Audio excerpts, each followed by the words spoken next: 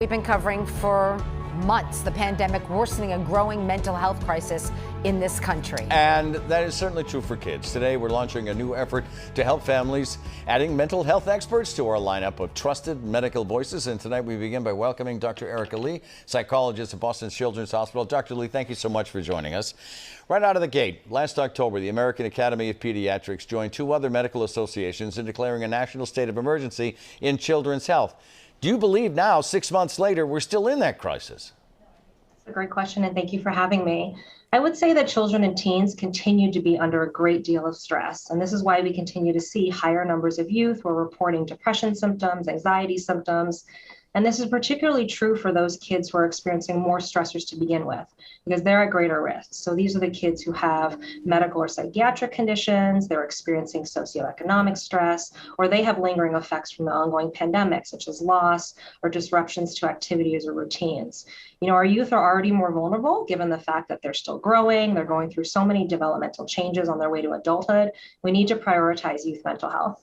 Doctor, during the pandemic, kids really of all ages may have experienced what a lot of people experienced: isolation, anxiety, maybe even the loss of someone close to them. So in your opinion, is there one particular age group that's struggling the most right now with their mental health?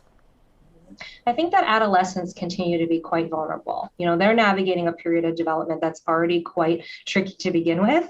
And they've especially had their rituals and their routines and their rites of passages kind of thrown up into the air. Social connectedness is also huge during adolescence. This has been something that's particularly been impacted during the pandemic. So I would say that our teenagers are especially vulnerable. Dr. Lee, it's hard enough to have a difficult conversation with adults about this subject. What's the best way to approach one with adolescents, especially when they say, I don't want to talk about that? It's such a great question. So I would first validate that it's common to not want to talk about it, especially for our teenagers, and that that's okay and that you understand. And then at the same time, you know, let's say they're talking to their doctor. Maybe their doctor can give them a standardized rating scale. So this is a questionnaire that's been used on thousands of kids that gives you a quick snapshot into, are they feeling depressed? Are they feeling anxious? Could they use more support? A lot of our teens actually will endorse and kind of tell you things that are the truth on paper that they wouldn't necessarily want to say out loud. Right.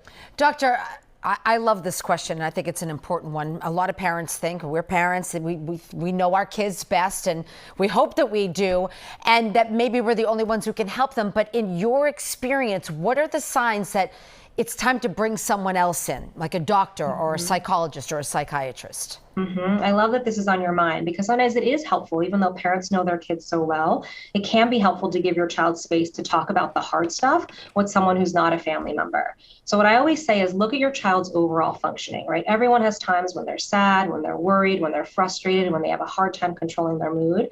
But if you start to see, say for at least 2 weeks or more, that almost every day your child is exhibiting a lower cranky mood, they're having difficulty sleeping, they're having trouble with their eating, they don't want to do things they usually like to do, and especially if they start talking about death or wanting to hurt themselves or thinking about hurting themselves, this is when you're going to want to get some professional support. Dr. Lee, thank you for your expertise. It's great to have you. We'll see you every Monday at 4:30, and we look forward to it. Thank you, Doctor. Thank that you so was much. really important, and we appreciate your time. Thank you. And to our viewers, if you have mental health related questions that you would like our experts to answer, email them to ask@wcvb.com.